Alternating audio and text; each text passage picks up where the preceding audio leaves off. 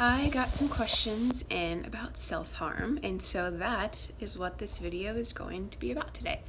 So, as some of you know, self-harm is something that I used to struggle with a ton. And so today I want to explain a little bit about why self-harm happens, why some people get the urges to self-harm, and coping skills that you can use if it's something that you're struggling with, and some things that might help you to be able to stop or resist the urges. So for me, self-harming I started to self-harm because and also, if you've never self-harmed, don't try it. Don't do it at all. It is as addictive as heroin and is extremely difficult to stop. So if this is something you've never done, do not start it now today. But I just want to help you guys to understand a little bit about why some people self-harm, or like how it starts, how it begins. So for me, it was I had a ton of emotions. I actually started going to therapy for the first time, but it was not a good therapist, not a good situation. And so I used self-harm to try to express how I was feeling. I didn't have the words for it. I didn't have the words for my emotions, so I thought that if people could see the marks on my arms or on my body, that then they would understand how I was feeling and what I was going through and how much I was struggling. But that is not the case. The people that I've talked to now, like my friends now who were friends with me then, said it just made them worried. I didn't tell them anything about what was going on or what I was going through. And so it's not a very effective way of communicating how you feel. We'll get to other more effective ways of communicating that at the end of the video. But another reason why I started, I think, was just the pain was so incredibly deep inside of me.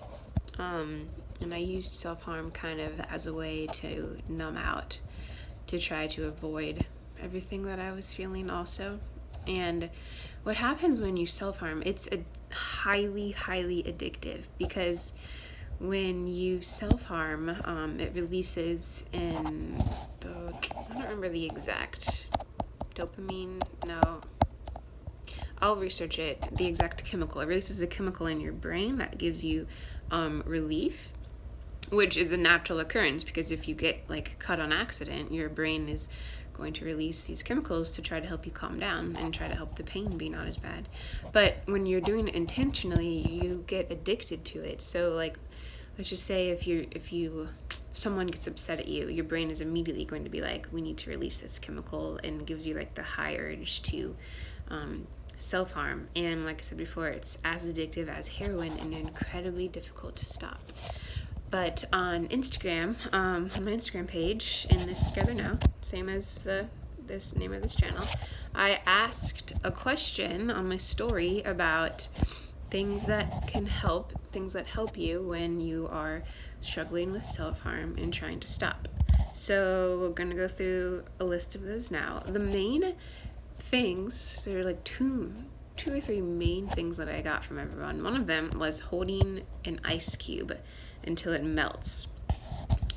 So if you're having an urge to self-harm, go into the freezer, get yourself an ice cube, and just hold it in your hand until it melts, and that should help take away the urge to self-harm. Another very common response I got was to write about it. Write about how you're feeling, get out pen and paper and just write whatever comes out. Some people said they liked writing poetry, some people said they liked writing songs, but just write it out. That also helps take away the urges. Another common one we got was writing or drawing on the place where you would normally cut.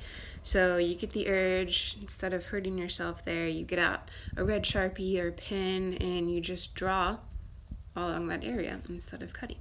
Something that helped me is I got a tattoo. Now, if you're under 18, don't get a tattoo, clearly. But I got a tattoo. I'll show it to you. Oh, wait. Yeah, there we go. I have an anchor.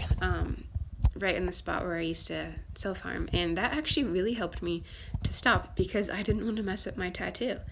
And so it's an option if you want. Help some people, might not help others. Also, other good tips would be listening to music.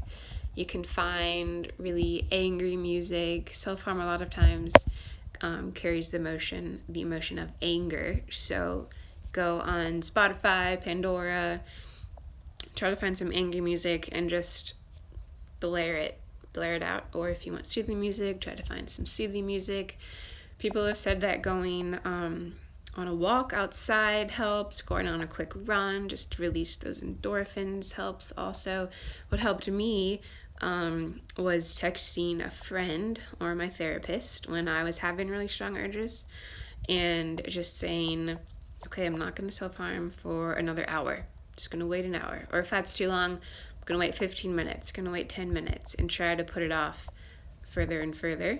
And what really started to help me the most was learning how to express my emotions to my therapist with my words instead of trying to show her with the marks on my body. And she helped me a ton with this.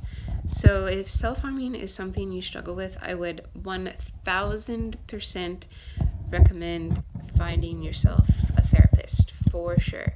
And if you need help finding a therapist, you can Google therapists in my area or therapists in your city.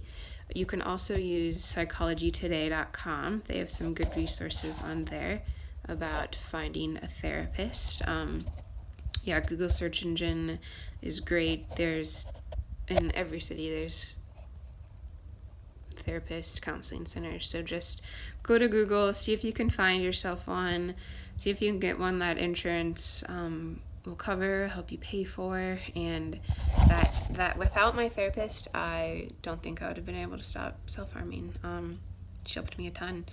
So that is just some quick tips to help with self-harming if it's something you struggle with. Let me know if you have any questions. Feel free to comment below. Nothing triggering though in the comments, just we don't want to trigger other people who might be struggling who read it. But if you have any questions, feel free to ask or message me. All right, I love you all so much.